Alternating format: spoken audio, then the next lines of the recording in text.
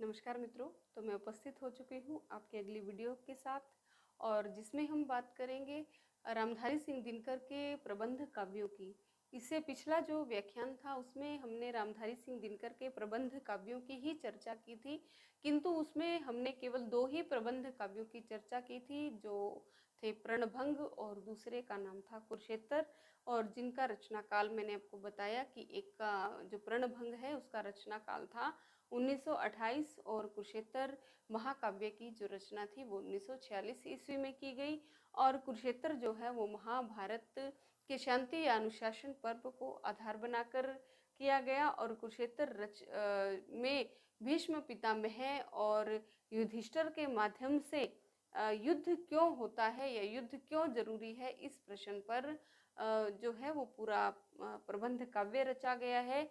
और मैंने आपको ये भी बताया था कि प्रबंध काव्य को करने का मोह था, जिसके कारण जो रामधारी सिंह दिनकर हैं इन्होंने युधिष्ठिर और भीष्म को लिया, अन्यथा ये जो रचना है ये मुक्तक के रूप में हमारे सामने आती।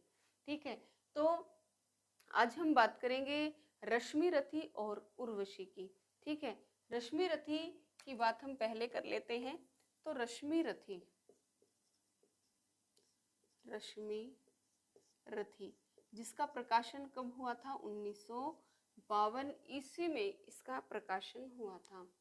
और रश्मि रथी जैसा कि क्या है, रश्मि, रश्मि का अर्थ होता है किरणें, और रथी का अर्थ होता है रथ, यानी रथ पर सवार किरणें। रथ पर सवार सूर्य की किरणों से कौन उत्पन्न हुए थे? सूर्य की किरणों से जो महारथी कर्ण थे वो उत्पन्न हुए थे, कुंती पुत्र महारथी कर्ण। और उनका जीवन क्या है आपको पता ही होगा। एक बहुत अधिक विडंबनापूर्ण स्थिति उनकी महाभारत में दिखाई गई है कि बहुत अधिक शूरवीर होते हुए भी उन्हें वो मान सम्मान प्राप्त नहीं हुआ जिसके वो हकदार थे। क्यों? क्योंकि कुंती के द्वारा वो त्यागे हुए थे और एक दलित के घर इनका पालन पोषण हुआ था, जिसके कारण इन्हें वो मान सम्मान नहीं मिल पाया। तो जो कर्ण है उसके भाग्य की विडंबना को आधार बनाकर ही जो रामधारी सिंह दिनकर है इन्होंने पूरा जो खंड काव्य है वो रच डाला। अब इसकी बात कर लेते हैं, चलिए साथ साथ हम विस्तार से इसकी चर्चा करेंगे। तो रश्मि रथी यह क्या है? यह महाभारत के पात्र कर्ण की कथा को आधार बनाकर रचा गया है। ठीक है, यह है महाभारत के पात्र कर्ण की कथा को आधार बनाकर के रचा गया है। दूसरी क्या विशेषता है इसकी? इसमें भी 7 सर्ग हैं। इसमें कितने सर्ग हैं? इसमें 7 सर्ग हैं। कुरुक्षेत्र में भी 7 सर्ग थे, पर्णभंग में भी 7 सर्ग थे, और इसमें भी कितने सर्ग हैं? इसमें 7 सर्ग हैं। इसमें क्या है? इसमें कर्ण के जन्म से लेकर मृत्यु तक की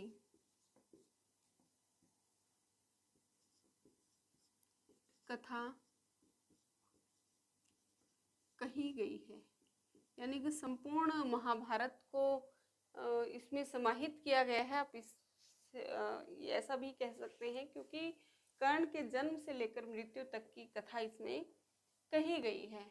और इसमें जो है वो रामधारी सिंह दिनकर रश्मि रथी के माध्यम से जो कर्ण एक उपेक्षित पात्र है, जिस पर कवियों ने भी अधिक ध्यान नहीं दिया, जिस प्रकार मैथिली शरण गुप्त ने साकेत रचा।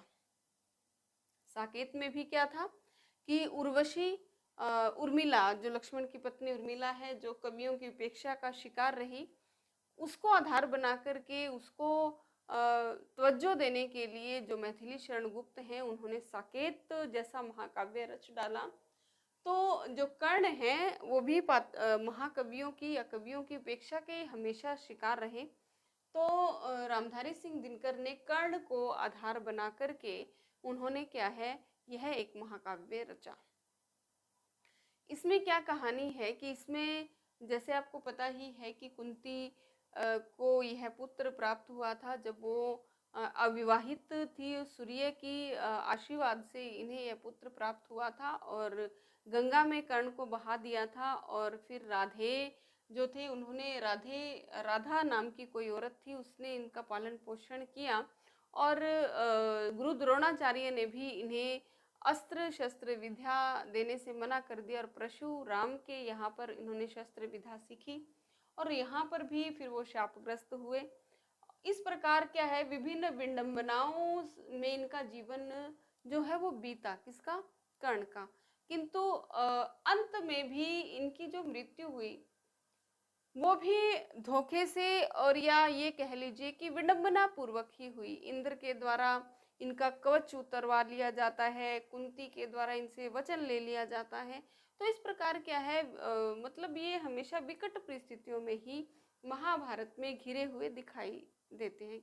और इस कथा के माध्यम से कवि संदेश देना चाहते हैं कि समाज के अंदर जो मनुष्य है उसके कर्मों की वजह से उसको स्थान मिलना चाहिए, ना कि उसने किस कुल में किस गोत्र में जन्म लिया है उसकी वजह से उसको समाज में तवज्जो दी जानी चाहिए, बल्कि उसने कर्म कैसे किए हैं उस वजह से उसको स्थान मिलना चाहिए। तो इस रश्मि रथी के माध्यम से जो कवि हैं वो ये संदेश देना चाहते हैं। और इसमें दलित मुक्ति चेतना का स्वर भी कवि का दिखाई पड़ता है। लिख लीजिए, इसमें आपसे पूछा जा सकता है कि दिनकर की कौन सी रचना में दलित मुक्ति चेतना का स्वर दिखाई पड़ता है, तो वो कौन सी है, वो है रश्मि रथी। दलित मुक्ति चेतना का स्वर दिखाई पड़ता है। ठीक है, तो अगली हमारी जो रचना है जिसका नाम है उर्वशी, जो क्या है, एक काम अध्यात्म महाकाव्य माना जाता है और जिसके कारण जो है रामधारी सिंह दिनकर का एक नया ही स्वरूप उसमें देखने को मिलता है। तो चलिए उसकी बात कर लेते हैं। महाकाव्य है हमारा उर्वशी। उर्वशी, जैसा कि नाम से ही आप समझ गए होंगे कि उर्वशी कौन थी। उर्वशी इंद्रलोक की एक अप्सरा थी। तो पहले हम बात कर लेते हैं कि यह क्या है। यह एक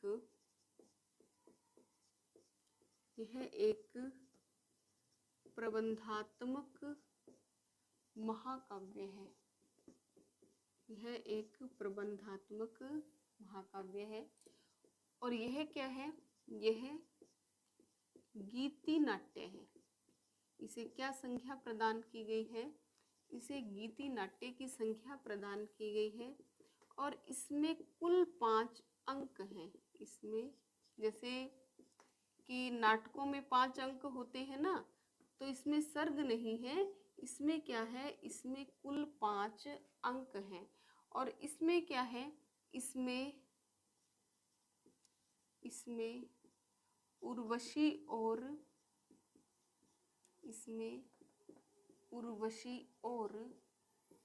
पुरुरवा की, इसमें उर्वशी और पुरुरवा की प्रेम कथा को दर्शाया गया है। इसमें उर्वशी और पुरुरवा की प्रेम कथा को दर्शाया गया है। तो इसमें क्या है, उर्वशी और पुरुरवा की प्रेम कथा को दर्शाया गया है। जैसा कि मैंने आपको बताया कि उर्वशी कौन थी। उर्वशी जो थी वो स्वर्ग लोक की यानी कि इंद्र लोक की अप्सरा थी और पुरुरवा क्या थे, एक महान राजा थे। और यह की शुरुआत कहाँ से होती है, इसकी शुरुआत होती है जो सूत्रधार और नटी है उसके वार्तालाप से इस महाकाव्य की या गीति नाट्य की शुरुआत होती है। इसकी कहानी क्या है समझिए। इसमें क्या है, 3 अप्सराएं हैं, जैसे रंभा है, सहजन्या है और मेनका है। ये तीनों आकाश मार्ग से इंद्रलोक की ओर जा रही हैं और आपस में बातें कर रही हैं। इतने में जो सहजन्या है वो प्रश्न कर लेती है कि उर्वशी कहाँ है। तो इस बात का उत्तर देते हुए जो रंभा है वो बताती है कि उर्वशी तो क्या है, वो पुरुरवा के प्रेम पाश में फंस गई है। क्योंकि एक वो बताती है कि एक बार हम कुबेर के घर से वापस लौट रहे थे तो उर्वशी को किसी जो है राक्षस ने दबोच लिया और पुरुरवा ने उर्वशी की उस राक्षस से रक्षा की। तो उस राक्षस से जब रक्षा उर्वशी की उन्होंने की तो उर्वशी जो है वो उनकी तरफ आकर्षित हो जाती है, पुरुरवा भी उनकी तरफ आकर्षित हो जाते हैं और दोनों प्रेम पाश में बंध जाते हैं। और जो उर्वशी है वो मृत्यु लोक में यानी कि धरती पर ही रहने लग जाती है। तो इस बात का जो रंभा है वो विरोध करती है।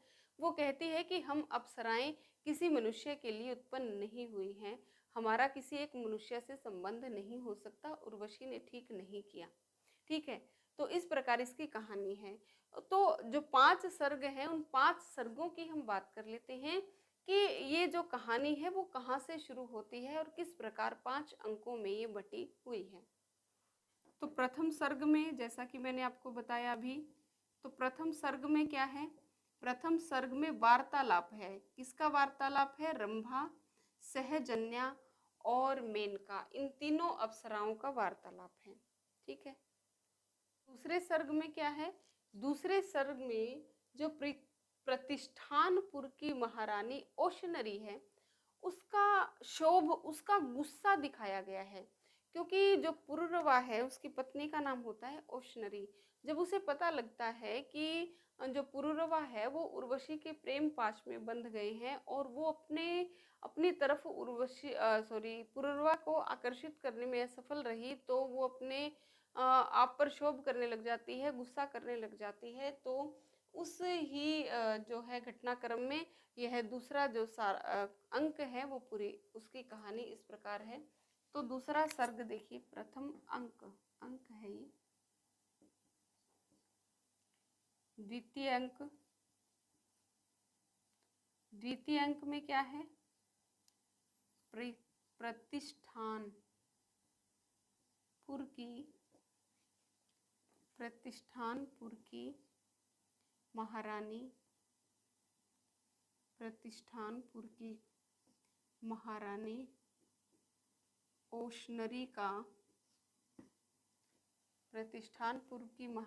ओशनरी का शोभ या गुस्सा, शोभ वर्णन आप कह सकते हैं। ठीक है। और तीसरा जो अंक है, चलिए इसको ऊपर से एक बार मिटा लेते हैं।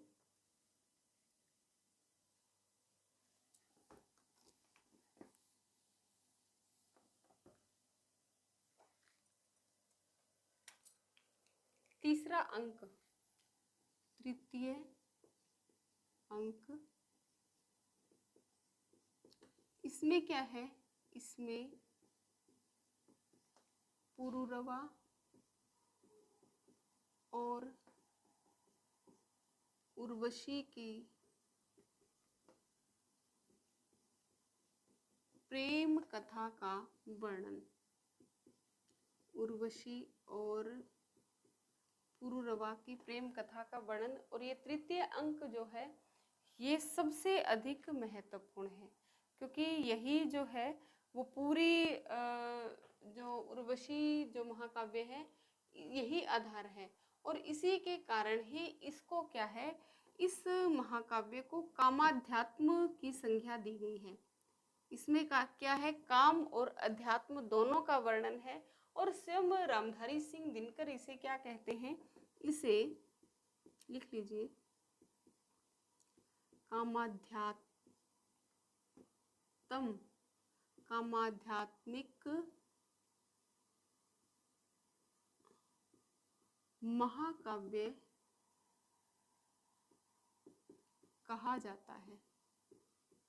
और स्वयं दिनकर ने भी ऐसा कहा है। ठीक है। तो तृतीय अंक क्या है? इसका सबसे अधिक महत्वपूर्ण है। क्योंकि इसे कामाध्यात्म क्यों कहा गया? क्योंकि जो उर्वशी है वो प्रेम को सब कुछ मानती है। किंतु जो पुरूरवा हैं वो ये मानते हैं कि प्रेम केवल शारीरिक या दैहिक जो है वो मिलन नहीं है, बल्कि प्रेम क्या है, अंतर मन तक पहुंचना प्रेम है। यानी कि इसके माध्यम से वो कहीं ना कहीं जो है वो रहस्यात्मक सृष्टि भी कर रहे हैं। तो इसी कारण से इन्हें काम और अध्यात्म से संबंधित महाकाव्य कहा गया है। चौथा अंक क्या है, देखिए चतुर्थ अंक,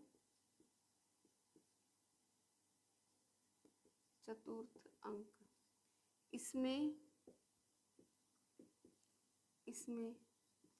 सुकन्या और च्यवन ऋषि का विवाह। इसमें क्या दिखाया गया है, सुकन्या और च्यवन ऋषि का विवाह दिखाया गया है। यानी कि सुकन्या और च्यवन ऋषि जो है वो आपस में विवाह कर लेते हैं, और जो उर्वशी है वो इन दोनों के आश्रम में रहती है और अपने पुत्र आयु को जन्म देती है। इसमें क्या है कि इसमें एक श्राप के विषय में बताया गया है कि भरत मुनि ने उर्वशी को श्राप दिया था कि यदि तुम्हारे जो पति हैं तुम्हारे पुत्र को देख लेंगे तो तुम्हें इंद्रलोक वापस जाना पड़ेगा। यानी कि पुत्र और पिता या पुत्र और पति दोनों का सानिध्य या उनका प्रेम तुम्हें एक साथ प्राप्त नहीं हो सकता। तो इसमें इस प्रसंग का वर्णन किया गया है। ठीक है। पंचम अंक, इसमें क्या है, इसमें पुरूरवा के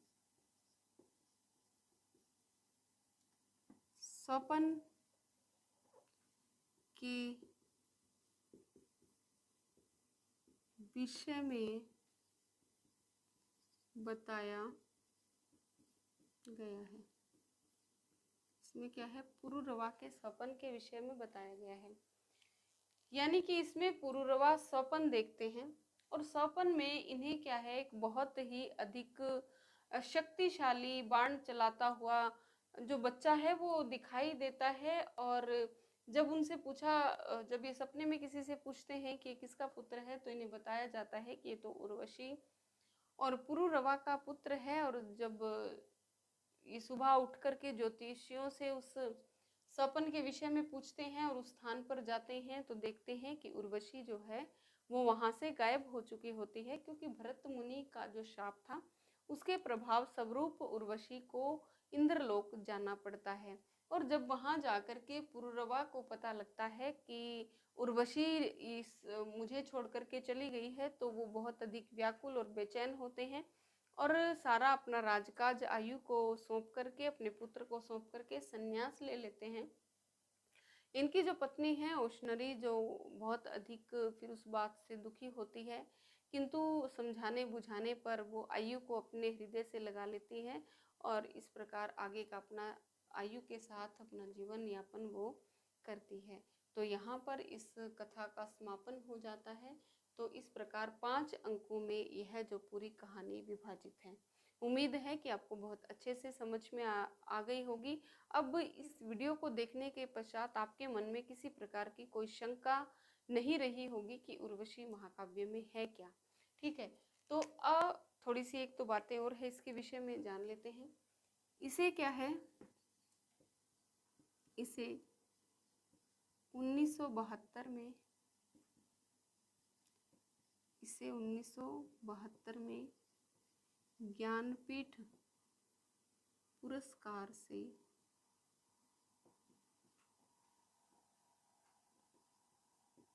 नवाजा गया। ठीक है, इसे 1972 में ज्ञानपीठ पुरस्कार से नवाजा गया। यानी कि इनकी मृत्यु के 2 साल पहले, 74 में इनकी मृत्यु हो गई थी और 72 में इन्हें ज्ञानपीठ पुरस्कार मिला। और प्रकाशन कब हुआ था इसका, 1961 ईस्वी में। यानी कि प्रकाशन के 11 वर्षों के पश्चात इन्हें यह पुरस्कार प्रदान किया गया था। और इसमें कुल कितने अंक हैं, इसमें 5 अंक है। इसे काम अध्यात्म की संख्या दी जाती है और इसे क्या माना जाता है, इसे गीति नाट्य माना जाता है।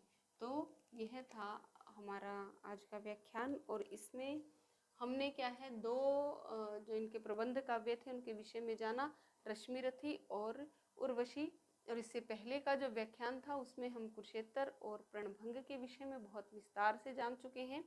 तो आपको मेरा ये वीडियो लेक्चर कैसा लगा कमेंट बॉक्स में कमेंट करके अवश्य बताइएगा और मेरे चैनल को लाइक शेयर और सब्सक्राइब ज़रूर कीजिएगा। धन्यवाद।